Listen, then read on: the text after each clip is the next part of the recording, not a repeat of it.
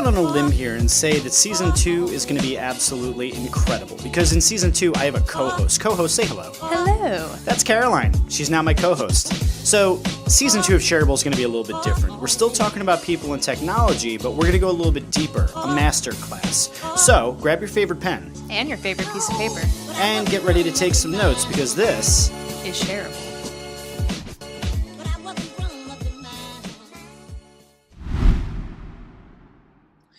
Ladies and gentlemen, welcome back to Shareable. Today, I get to talk to someone who I am so incredibly stoked is on the show because I've been really excited to pick his big, fabulous brain. Phil M. Jones, welcome to the show. Thanks for having me here, guys. Yeah, it's a delight. Cool. So here's what my experience of you has been. I didn't know who you were prior to September when we met at our fun little secret meetup that we're both part of. And I had no idea who you were. And then all of a sudden you were like literally everywhere in my world. Everybody was talking about Phil Jones. Everyone was like, you got to talk to Phil Jones. You got to read Phil Jones. And I anticipate that that's what's going to happen for the people who are listening right now who don't know who you are. So do me a favor, give people the 30 to 60 seconds of who you are and what you do in this world so that they can then go and investigate you after listening to this episode. Yeah, 30 to 60 seconds. That's a tough one, but I think you can do it. Let's try, shall we? So who am I? What do I do? Where do I bring to the world? I spend the bulk of my time helping people who need to sell stuff that would hate the idea of being salespeople to wrap their head around what is a fairly complex subject for many and help them get instantaneously better results. So that means that I speak, I coach, I consult, I run a small agency. I do all sorts of things, including writing some books, which I think is where you were first introduced to my work, which is my current little release called Exactly What to Say. Which is a fabulous book, by the way. I'm going to let all of my audience know that I'm going to be telling you to buy this book probably several times throughout the course of this episode. And that's partly because this has very quickly become one of my Bibles. As Phil, I texted you after I saw it or after I read it, and what I put in your Amazon review and in the video review I put together, this has become one of my always with me at all times. It joins the ranks of How to Win Friends and Influence People, Pitch Anything, and the book Influence by Robert Cialdini. Those are books that I go back to all the time when I just need a little kick in the pants or, I have a question I'm trying to work through. So kudos on putting together what I consider to be just a masterpiece book. Thank you. No, it was a lot of work to create a little book, but it's, something I'm immensely proud of. Well, actually, one of the things I wanted to point out about it for just that I want to appreciate you for, but also for anybody that's considering buying it and they're like, but I hate reading.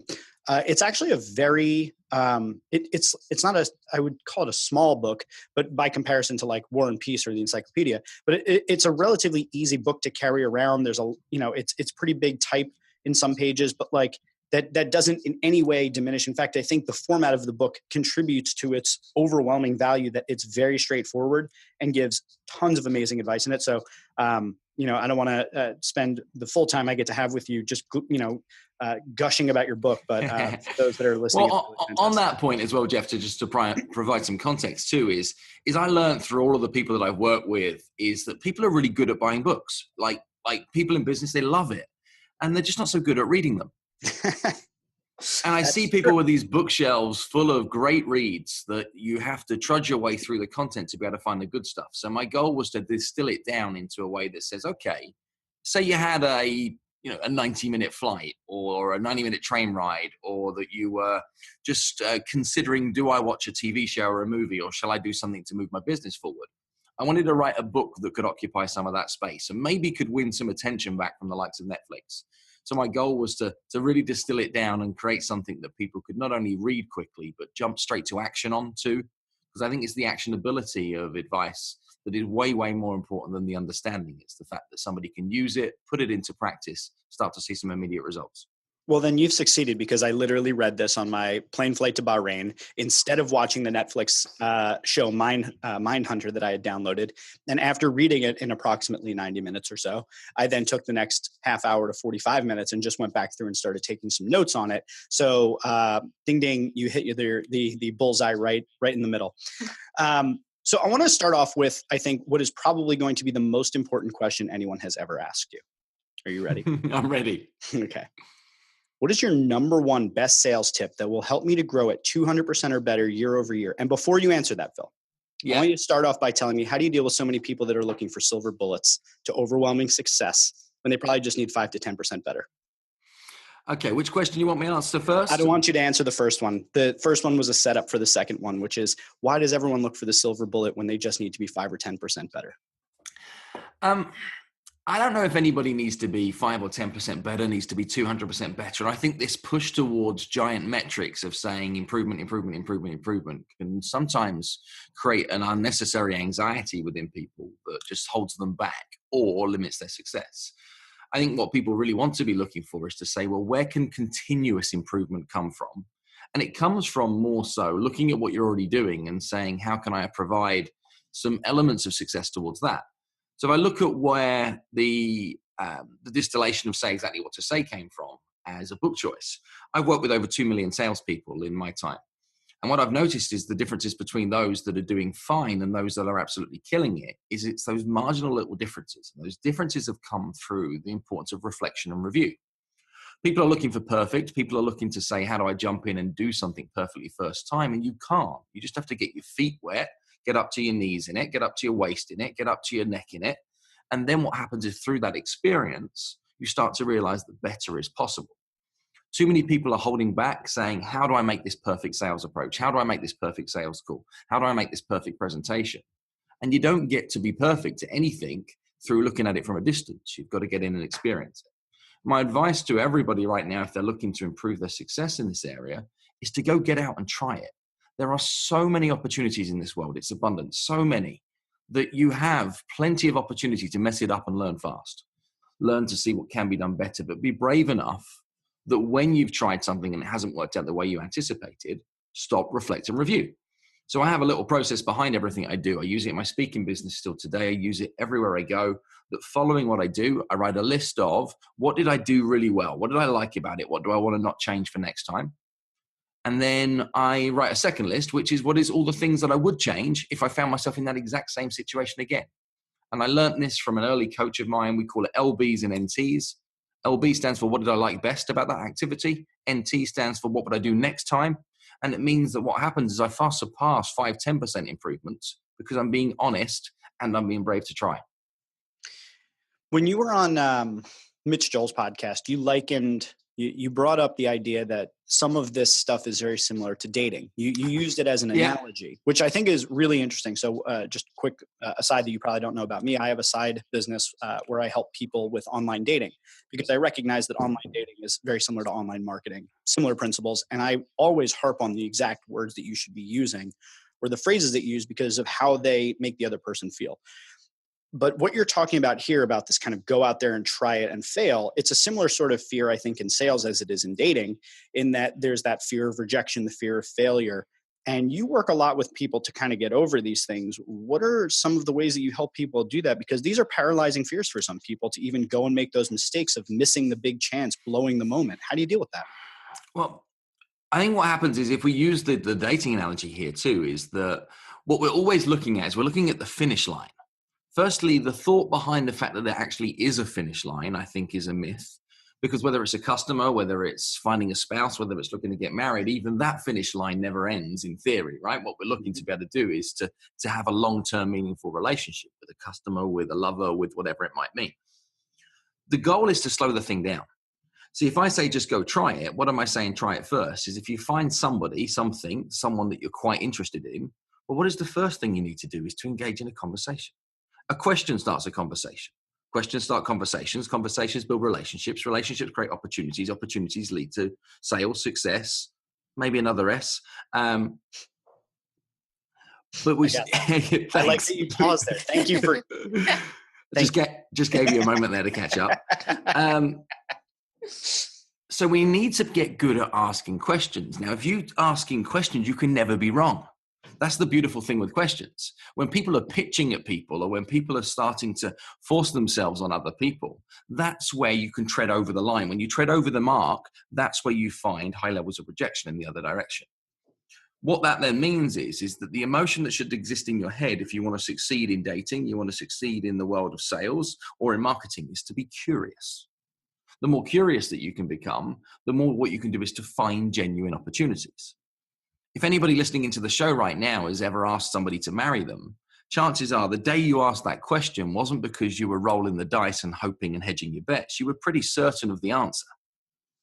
The goal in sales is to ask enough questions to enjoy enough experience that when you're going to ask the question, that you carry that same level of certainty. I really love how you liken the intimate, personal, romantic relationships to sales, because I think that they're really good metaphors for one another. It's also way more important in today's marketplace that we see it that way around. There has been this stigma attached to sales in the past that it's the day that the customer signs the contract, everybody's in the office behind, high-fiving, throwing fistfuls of 50s in the air. And that isn't how we exist today. We have a very transparent environment. Customer has a lot more power than they've ever had at any point within the past. Our responsibility, not only as a sales professional, but the service provider behind that, is to back up what it is that we're asking the person to buy with at least what we said it was. It means that the finish line in the sales transaction isn't the day that somebody signs the contract. It's the day and then the days that follow after the client gets the results that you were promising them in the conversation. So the minute you move that out as well, what we start to do is to change the dynamic of a sales conversation too. Got it. Do you think that it's possible to get anybody to enjoy being in sales? I mean, a lot of what you're saying makes sense, I think, in terms of like, if you reframe it and you get people comfortable with it and you get them asking questions, maybe you can get them over some of that fear. Do you think it's possible to really get anybody to fall in love with sales? And when I say sales, by the way, I mean sales in a more broad context, sort of like we've been talking about, relationships, or, pitching your boss about something or getting a project going.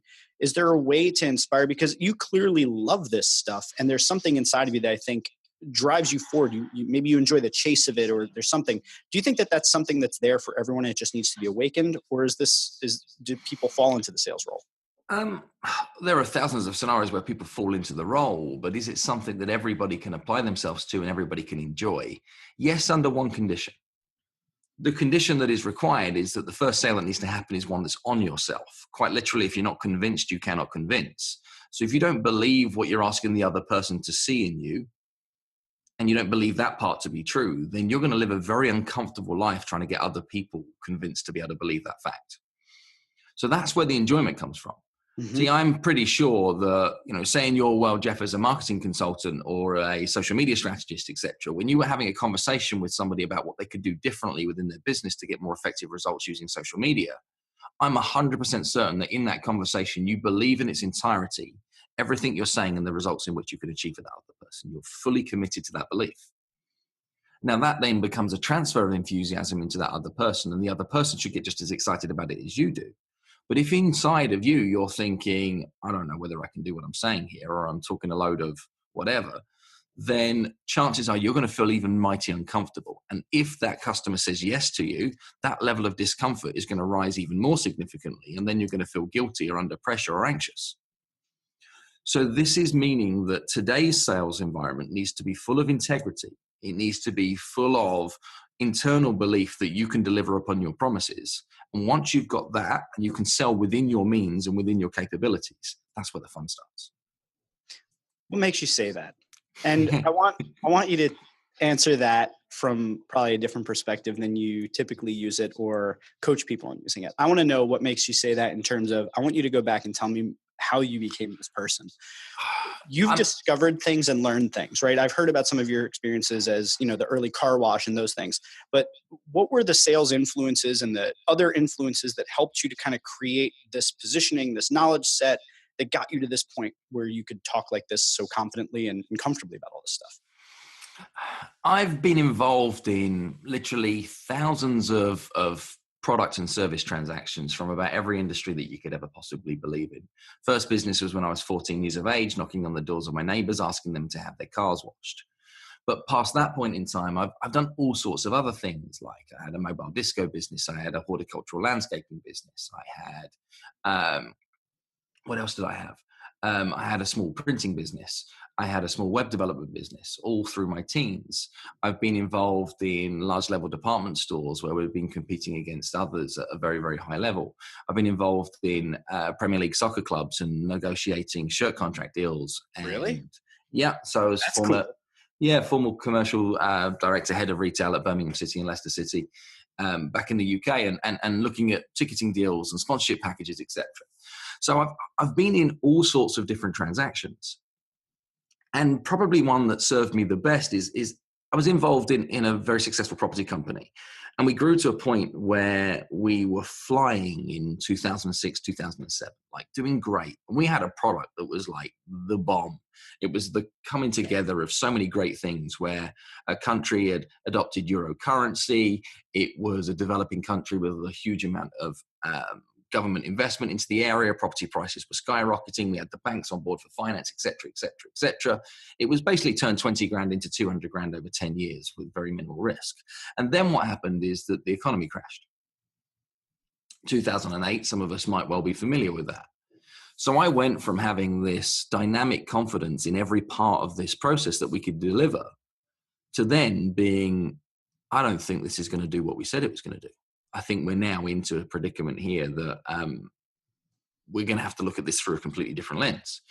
And in that environment, what my sales role became is, instead of speaking to all of my consumers about why they should put their money in, I learned to negotiate with every supplier within that food chain and ecosystem in order to make sure that my clients got at least what we promised. So that was toe-to-toe with a bank, toe-to-toe with a developer, toe-to-toe with local authorities, in order to be able to go to fight the argument that I'm looking for.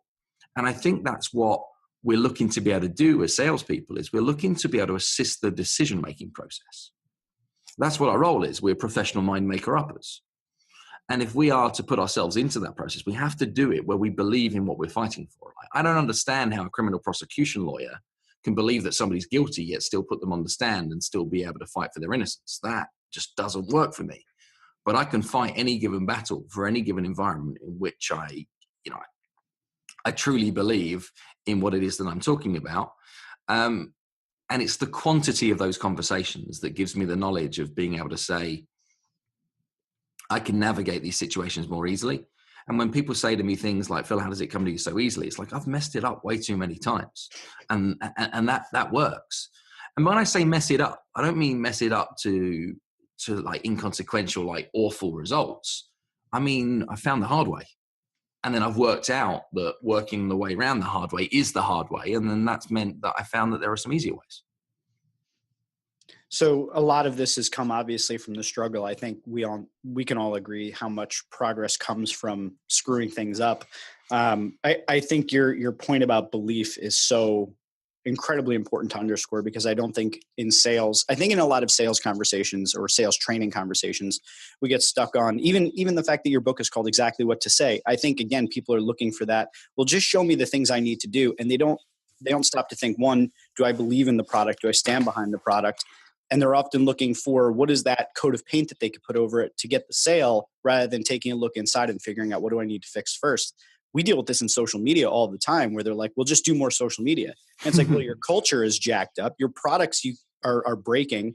Your customer service is just absolutely terrible. There's no possible way that Facebook ads is going to fix this. So let's fix your company first. Yeah, we can make that run faster. We can make more people aware of your shortcomings, if you like. Yeah, exactly. But it's about being outcome focused with everything we need to do. So many companies that I work with on a consulting basis or on a speaking basis, they say they want to train their people more effectively, but the thing that they're often training them on is product knowledge and company protocol. Mm-hmm.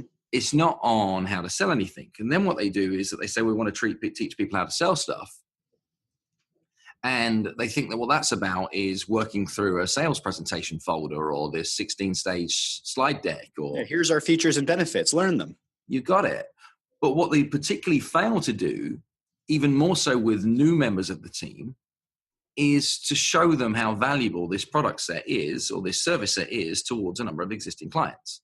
Like, if they could see something through to fruition and hear back the stories from existing happy clients and learn all about why this has a dramatic impact upon the people they've already served, chances are they'll take those stories, bring them into the field, and they'll actually have more confidence in what they are then going to deliver.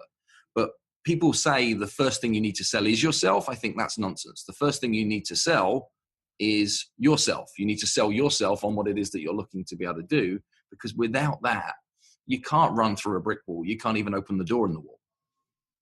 It's such a good point. And it's funny because it echoes back to the first episode of Shareable in season 2. We had a woman named Patty Azzarello on, and she talked about managing this team of engineers, and there was a bug in this software. and how she was trying to get them to fix it and trying to get them to fix it. And they just were like, it's priority 17. And she put them on a plane and sent them out to go on a sales presentation with the client, dealing with this particular issue. And the minute they experienced it and empathized it and they believed that it was an actual problem, it got fixed almost immediately. So it's like you really need this buy-in internally before anybody takes any action in the first place. Right. And even if you're a solopreneur, that's the exact same thing. And I think lots of people start in business for themselves. I have a huge passion towards entrepreneurship. And I think that there are lots of people who could turn their passion into profits. I'm a huge ambassador for that. But this little self-talk comes in where people start thinking, well, they're not good enough. Start drawing comparison to other areas. And that comparison starts to create limiting beliefs in it itself. So I think it's important to keep stretching your environment and looking for what's true and understanding the absolute value that you bring towards others so that you can then carry that into all of your activities. You mentioned just before a couple minutes ago, I guess, you were talking about the quantity of experiences that you've had and how that's kind of shaped it. I want to ask you about in the construction of this book that you've put together and just the words and phrases that you use. I'm listening to a number of your different interviews and hearing you talk to people and different things. I've noticed how these just kind of roll off your tongue. So you've obviously, built it over time. The process of finding these words, is it strictly an anecdotal kind of, you've been through it, you begin to try it, and over time you're like, oh, I say it this way and that works. Is it a quantitative process, a qualitative process, something that you just kind of, intrinsically pull out of the experiences you've had with other people training? It's a little more than that. So I get approached by a lot of companies, and I've been involved in all of my sales career, particularly being invited to help talk towards how do we better overcome objections. That is something that's been asked of me for hundreds of times over decades, is how do you teach my team to get better at overcoming objections? And I don't like this thought process. I'd rather that we could just avoid objections in the first place. Mm-hmm. So what I would look at and I would study language patterns and to see where the conversations are being controlled in the right kind of way. And it would mean that when we weren't getting the result we were looking for, or the result was coming over too long a period of time, or the conversation was getting clunky, I was realizing there was probably something that should have been asked earlier on that created the evidence that was required in order for this to not now be a negative conversation. Now, let me talk something through with you here to help you understand the level that I would go to on something like this. I used to work in the furniture industry. And the thing that I was asked to do in the furniture industry was to help teams better overcome the objections when faced to two of the key profit drivers. The two key profit drivers in the furniture industry with coaches, one was with couches was like fabric protection was one. So fabric protection on top of the sofa was something that drove huge profit. And then the second thing behind that was the footstool, an upholstered box you could put your feet on or use for storage. Those two things could often drive more margin than the sale of the complete couch itself. So bosses would say to me, Phil, how can you help my sales teams do a better job when introducing these products and services to customers, that when they face objection, they can spin around in the other direction? So I said, well, wouldn't it make more sense that instead of us overcoming the objections, we could just make them impossible to come up in the first place? I said, I've got no idea what you're talking about, Phil. I said, well, think of it as instead of getting good at putting out a fire, can we just take the matches out of the guy's pocket so he doesn't have any choice? And they still didn't have any idea what I was talking about. So I said, well, what are the two most common objections that we currently face right now? So let's take fabric protection first of all. What do you think the most common objection was as to why people wouldn't want to have their fabric professionally sealed at a factory so when you spill something on it, it doesn't stain? My guess would, do I need that?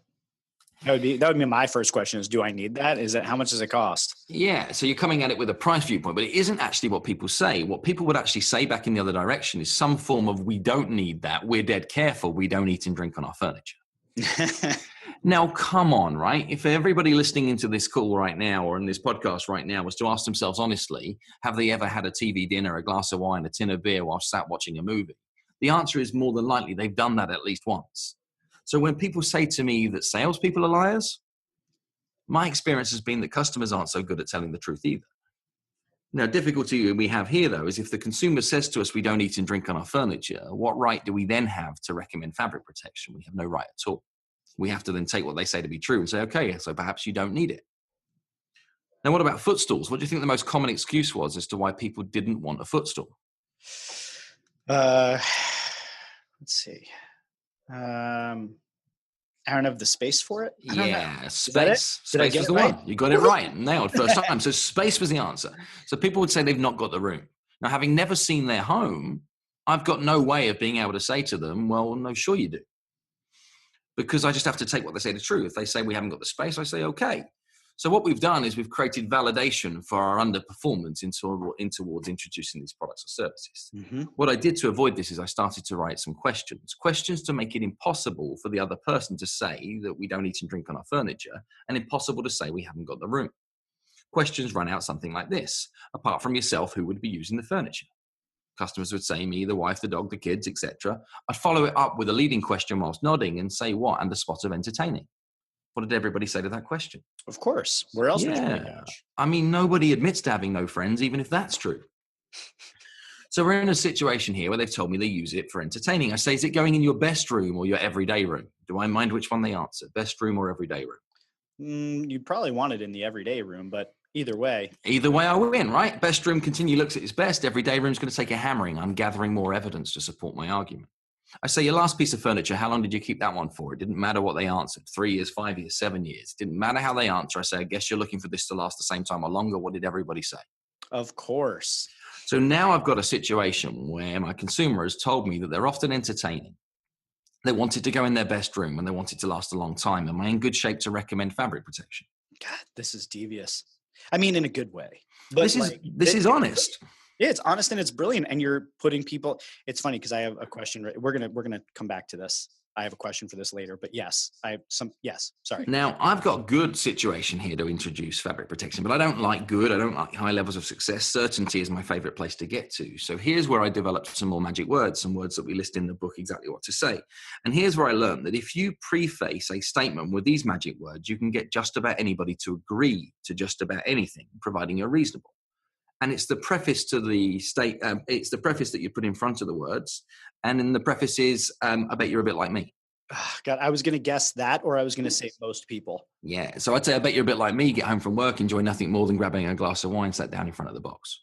Now, people just agree to that. I bet your household's just like mine, never finds time for a family dinner around the table. More often than not, it's a tray in your lap in front of the television. And the more you know that customer, the more you're able to frame that, I bet you're a bit like me. Correct. Who exactly they are. Correct. So now we've got some agreement, but we haven't talked fabric protection yet. This has been earlier on in the conversation. I've just collected all of that evidence, but I've still got this footstool to introduce. So I come straight for it. I say, so this best room of yours, how big's the room? Now, it doesn't matter what they tell me. 12 by 7, 74 by 42. I don't care what they say. Response is identical. I say, wow, that's a fair size room. I mean, how big is a fair size room? Yeah. It's kind of a subjective measure, huh? Right. It's a fair size, but I got more chance getting a footstool in a fair size room than labeling anything any other way. And labeling is a wonderful technique. It's a tiny room. Yeah. I'd say, so you're ordering a 3-seater and a 2-seater. How are you going to lay it out in this room of yours? Just showing interest. They'd tell me, I'd play dumb. I'd find it difficult to understand. I'd ask them to draw it for me. As they're sketching it out on a piece of paper, guess what happens with almost every person on the planet? They draw the room bigger and the furniture smaller because they're not architects and they can't do scale. As they're drawing and creating me more room, I'm saying, so what do you do when you're entertaining? Where does everybody sit? They say, well, we're dragging chairs through from the other room. People are sat on the floor. I say, what about storage? They say, we've never got room for that. Am I in good shape to introduce a footstool? Yes, clearly. However, I still like certainty. So I wrote my best question that I think I've ever wrote in my whole career. And I don't tell many people this. So you're going to get this on this show. This is the best of the best of the best. And it's particularly prevalent because we're recording this show in December. The question that I wrote is Christmas time. Where does the tree go? I'll let that sit with you for a second. Okay. And you'll realize very quickly why that's such an awesome question. Because what do I now learn is if they've got room for a Christmas tree, what else have they got room for? They've got room for a tiny little stool. Yeah, and I've just found out where it lives for 11 months of the year. Now, I did this whole round of questioning. Shit. That's great. The look on both of us. Thanks for the penny drop moment. But what I've allowed myself to do through this process is to get to a very important point in conversation. And this is the point I want the listener to understand. And we come back around to your question about where the science comes in from exactly what to say. The only goal I was looking to be able to get to is to understand that I can never, ever, ever, ever, ever, ever, ever, ever, ever, ever, ever recommend anything to anybody unless I can say these words first. And the words I want to be able to say first are the words because of the fact that you said. See, I want to be able to say to somebody, because of the fact that you said that you're often entertaining, you want the furniture to last a long time, that's going in your best room. It's for those reasons we recommend you have your fabric professionally sealed at the factory. And remember, you said you like sitting with your feet up, enjoying a glass of wine in front of the box. Plus, you're often struggling for extra seats. For those reasons, we'd recommend you have a footstool. And if you're ever wondering where it goes, it sits underneath your feet. So what we've done is we've recommended things to other people's reasons. There's something the listener does have to understand here, though, is you probably want to understand what happened to conversion rates. So conversion rates before I started that questioning technique process is fabric protection was running at around 60% conversion. Where did it rise to? It was at 60%? Yeah, prior to us. It had to rise to over 80%. Yeah, only 95. Only 95. Please note, not everybody. Yeah.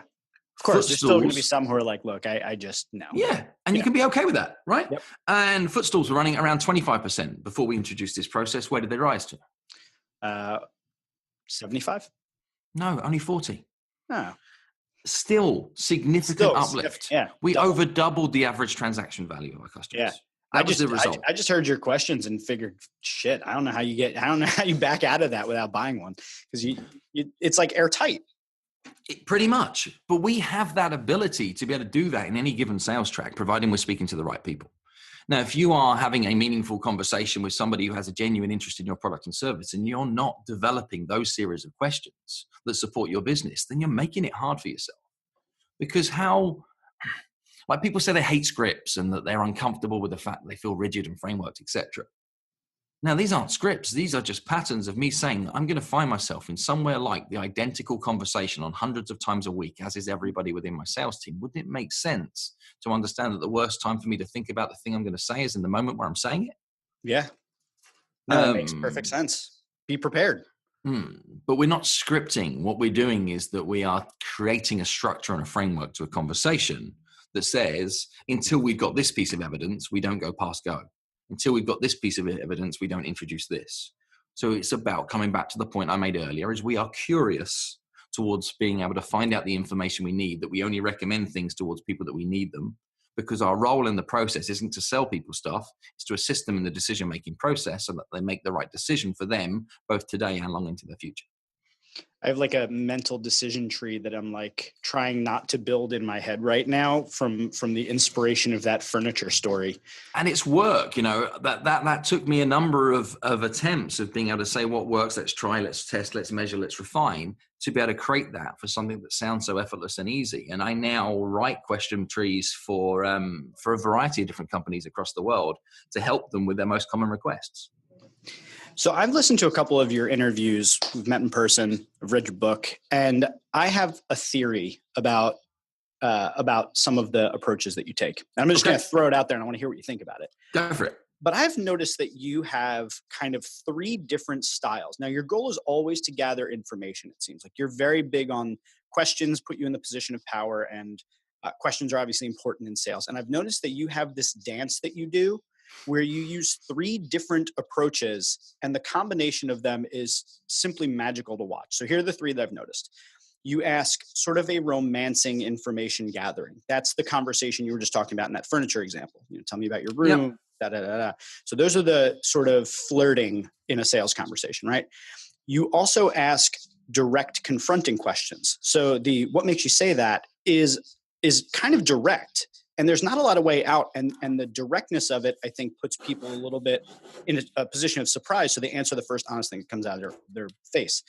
The third piece, I think, is you have sort of what I would call a pleasantly trapped into answering form of question, where you've gathered enough information at this point that you're able to ask a question that people kind of have to answer. There's almost no way out of it. Like one of the ones that that I noticed in the book you said is, what's the best number to contact you at? It's like, there's no other answer to that. Like, you can't just be like, no, like there's nothing to say other than 215-7 is the only thing. So those are the 3 styles I've noticed. Now, I don't know if you have sort of a philosophy of what your style is, but that's kind of what I've observed. And if that is something that you can clearly see how you do it, how do you go about this dance? How do you decide what type of questions to ask and what scenario, and how does this all work? everything I list is all a tool, right? So all the things that exist within the book, everything that actually comes towards even my new book that comes out later or early part of next year is all about having precise tools that you can use in the right way at the right time. Mm-hmm. And there's an abundance of them. I think perhaps the easiest way that I can explain this to you and the listeners is to teach you something. And how would you feel if I gave you a 3-stage questioning technique that you could use to get just about anybody to do just about anything? No, you know what? That would not be a tool that I could use to make my life better. No, you know what? Let's just roll the dice. Sure. Right. You promised me you're only going to use it though for like commercial gain with the right people. You're not going to use it to get loved ones to do things and nothing like that. You're just going to use this to maybe enhance your business. Hey man, with great power comes great responsibility. I'm wearing a Spider-Man shirt surrounded by Spider-Man. You've got the right guy to tell the secret. Beautiful. I can't promise for my listeners, but I think they're good people. Okay. Right. 3-stage questioning technique. Couple of bits of things that we need to understand first is, do you believe that this time next year you'll be in a better position than the one you're in today? Hell yeah. So does everybody else, right? Mm-hmm. So we use that to our advantage. First part of this questioning technique is to use a plan-based question that is about their future. So the minute you ask somebody's plans about their future, then that becomes a happy conversation to have because they're talking about a better place than the one they're in today. Mm-hmm. Give me a product or service that we could be looking to introduce and we'll play this out with a real life example. So hit me with anything. I'm trying to think whether we should do a client or just ourselves. Let's go with social media strategy. Let's just take us through us, man. Okay. So the plan-based question that I'm going to ask is nothing to do with social media strategy. It's all about the business that I'm talking to you. So tell me your plans over the next 3 years. Tell me your plans over the next 5 years in the business. What are you looking to go on and achieve? So we're looking to grow exponentially, increase our headcount, work with a specific type of client. One of our big things is trying to work with more of a personality type of client that we really, really like best. Like we're reading the Pumpkin Plan right now and blah, blah, blah, blah. Okay. So what I would do with that is I would ask a dozen more questions around that. I would use a technique called linear probing, which is where what I would do is I'd keep asking for more and more and more and more till I could see as clearly as what you were explaining to me. Because if I can see it, how well can you see it? Yeah, exactly. If you can see it, then at least you can understand what comes next. And the image I want to put people's head on this to help them better understand the learning is, you ever seen the movie Shrek? Yes. In the movie Shrek says ogres are like onions. They have layers. People are the same. Mm-hmm. We need to be able to peel back those layers. So when you say you want to grow the headcount, I need to say, okay, so where's the headcount right now? Where do you see it to be able to go to? And why that, right? And when you say that we want to get more of the right kind of clients, I say, what are the kind of clients that you have right now? How do you see yourself going through that change? So we're going to keep building that picture out till I can see it kind of clearly, knowing that decisions are made on pictures and every decision is made at least twice. So if I can get you to see something in your future, then chances are we can make some decisions towards that. So that's the first part of this question technique, is a plan-based question backed up with linear probing, knowing we're not going to move off that point until they can see it clearly, because I can now see it clearly. Mm-hmm. Next thing is, do you know whether people make decisions on emotion or logic? Which one do you think it is? I think that they make both, but I think emotion comes first. Absolutely. Emotion always comes first. Something has to feel right before it ever makes sense. And I've seen many a salesperson or many a business owner come out of a conversation saying, I don't know why they wouldn't do it. It just makes sense. People don't make decisions based on what makes sense unless it feels right first. Our job is to make it feel right. This person has just explained their happy place, yes? That's what you'd be explaining with your 5 years on from now business. That's your happy place. It's as good as it gets for you.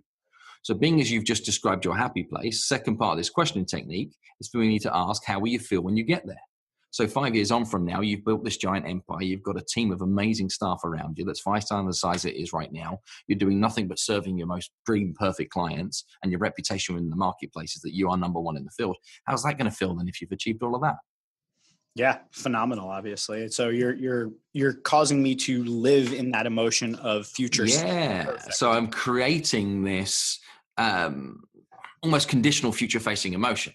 I'm putting you into that state and allowing you to be able to semi-experience it. Now, you can't experience it fully, but you have a taste. Mm-hmm.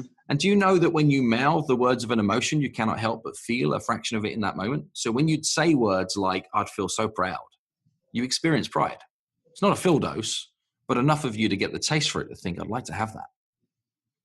So what have we now done in this first 2 stages of the questioning technique? We've got a vision for the future, and we've attached it and anchored it with some emotion that is positive emotion towards it. We've taken them to this happy place.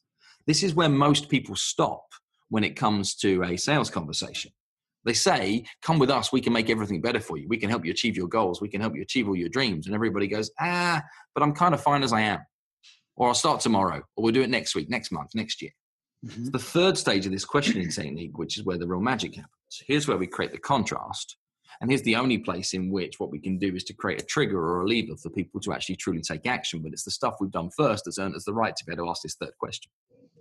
And the third question would be, what would be the consequences of that not working out? And here I can bring it back to the exact service that you provide. So I would say, well, what would the consequences be of you failing to find the right people if I was a recruiter and looking to be able to introduce more of the right people? If I was a business coach looking to be able to support you on your journey, it'd be, what would the consequences be of you failing to get your numbers right, missing something around the corner, meaning that what you did is exposed your business during those growth plans? What would the consequences of that be? If I'm an advertising agency, what would the consequences be of you failing to find the right kind of people, and meaning that what you did is got tied up with the wrong kind of customers who didn't see the value in what you provide?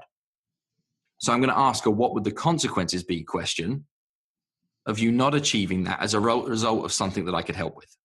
Mm-hmm. I do a lot of work within the hearing care industry. Let me show you how that plays out.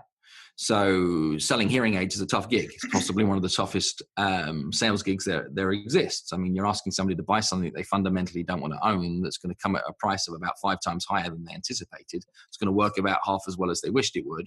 And when they own it, they're not going to tell anybody. It's like the toughest gig in the world.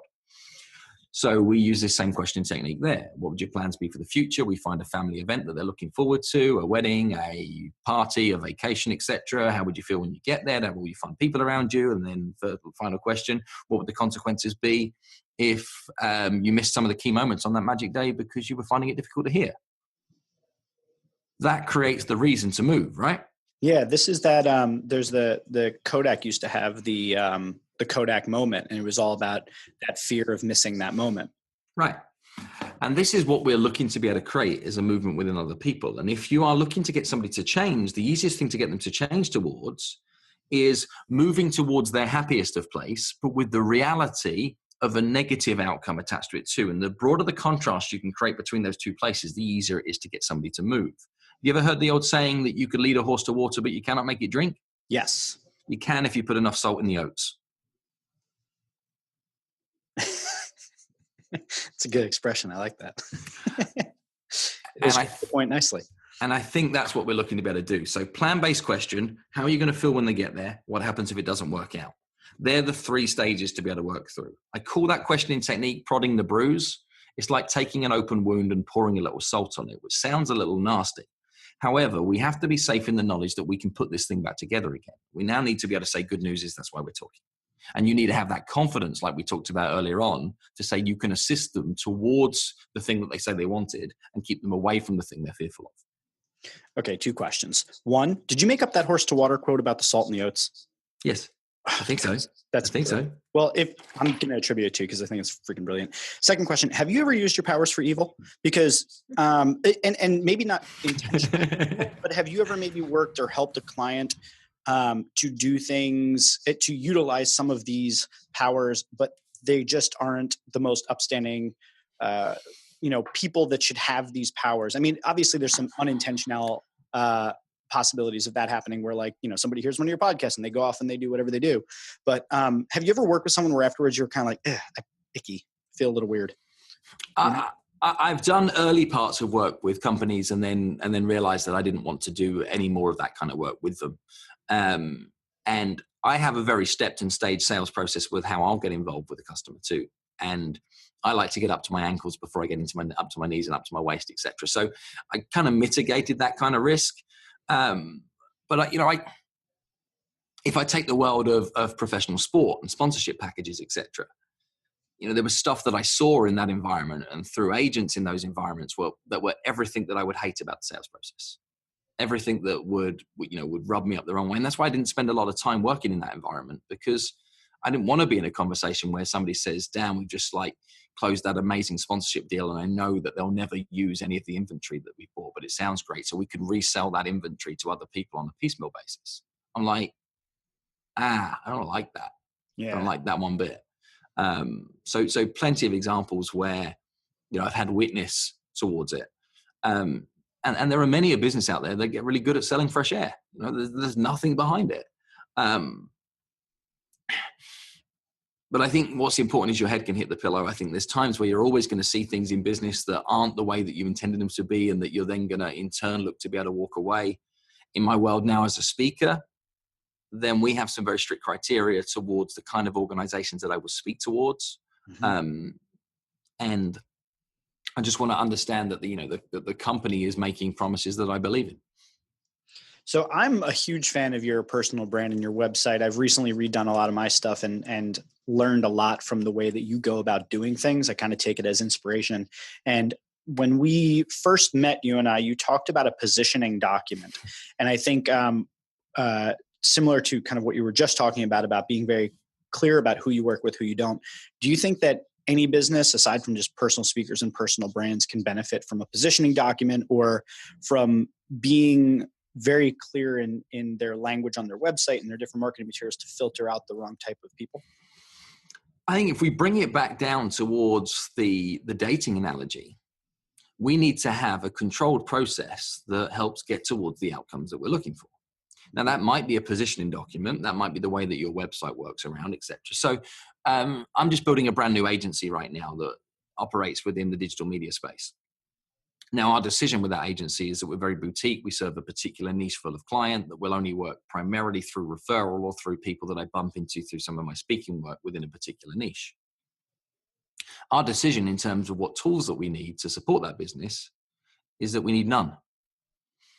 Our website is one page. It says very little. And the copy on the website says, if you need more information than this, then you're not ready to work with us yet. It's brilliant.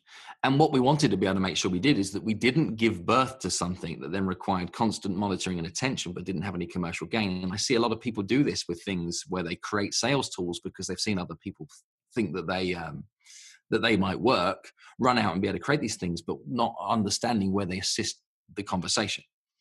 So you and I both speak for a living, Jeff. Mm-hmm. And what often people will do in the speaking world, particularly people who aren't professionals at speaking but have a speech to deliver, is the first thing they go to work on is the PowerPoint or the keynote or the Prezi, right? Mm-hmm. So they go to work on that first, and then they deliver their slides. The reverse of which should be true. You should write the speech and then decide what supporting materials you need to be able to deliver and support that message. And the supporting materials may well be an image on a slide. It may well be a prop. It may well be a conversational gesture that appears at that point. It may well be something you do with your body. It may well be something you do to be able to get involved in the audience to be able to further make your point. Yep. Same thing is true when romancing a customer.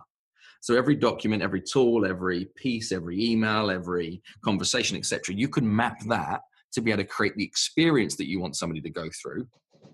Then chances are that you'll be able to get better results. But don't think, oh, Phil said you need a positioning document, I need a positioning document too. It's, do you receive leads in that way around that is resulting in you then having a conversation? That conversation was lacking in evidence, that now makes it worth putting a positioning document ahead of that call that better prepares you both and moves it to a 51-49 in your favor. Yeah, so there's kind of probably a delicate balance between proactively deciding what you need and creating it versus reacting to a circumstance and figuring out what you need at that point. Questions create conversations. Conversations create relationships. Relationships create opportunities. Opportunities lead to sales. So where are the questions you need to ask? And then where are the tools that support the conversations, resulting in you improving the quality of the relationship that then turns to the opportunity? That's what we're looking at. So don't ever produce a marketing or sales aid unless you can understand where it supports the conversation. Let me give you an example of where companies get this wrong all the time. What they often do is they create tools to help assist the sales process that actually become sales prevention officers all by themselves. I'll come back round to the hearing care profession. Now, in the hearing care profession, quite often what happens at the end of a consultation is the doctor, the expert, the medical provider in that puts a sheet in front of a patient that shows them 3 pieces of technology with 3 remarkably different price points on them as to which one could be their solution to be able to move forward, which should assist their decision-making process, but it has the alternative effect. It's like giving somebody the Cheesecake Factory menu and asking them in 30 seconds to pick what they want to eat. Too much information that you're underqualified to be able to deliver upon. So we need to make sure that we're using the right tools in the right place in the right way. And more often than not, the majority of tools I see confuse the conversation as opposed to assist the conversation. Ladies and gentlemen, Phil Jones. Phil, I'm so glad that you came onto the show. I think that's definitely a good point to end on. I know you got to run. I want to really just sincerely thank you for setting aside the time coming on the show. I was really, really excited to have you on. So do me a favor and take just a few minutes to tell people where they can go and learn more about you, where they can find your book, where they can listen to basically anything you want to let people know about right now. I want to give you kind of just turn the show over to you and let you tell people about it. And just again, thank you for coming on the show. Oh, a real pleasure to be here. So thank you both of you for having me on. And yeah, Jeff, where can you find out? I mean, you mentioned my website earlier on. That's philmjones.com. We need the M. Otherwise, what happens is you start to find Manchester United soccer players. You know, the worst thing in the world as well is I'm a speaker. So even when somebody Googles Phil Jones speaker, we find a 30-year established bass amplifier company that have called Phil Jones speaker. Yeah, I'm up against it on Google rankings. Use the M. Find me online on all the social channels. If it's just at Phil M. Jones UK, you'll find me pretty much everywhere that way around. And what do I want to tell people about? The book is huge. Amazon's my favorite place for you to run to go get it. If you like it and love it, leave a review. Those things are the best way you can say thank you to an author. And I want everybody to be aware of my brand new book that comes out early part of next year, which is called Exactly How to Sell. It's the same level of distillation attached to the whole of the sales process to help people understand that they too can be sales professionals. And it's particularly written for everybody who needs to sell something that wouldn't see themselves as a salesperson. That's the angle that comes at it from. And yeah, I'm really excited to hear what people have to say. There's one thing I ask of everybody though is if you do choose to connect up, come and reach out for me.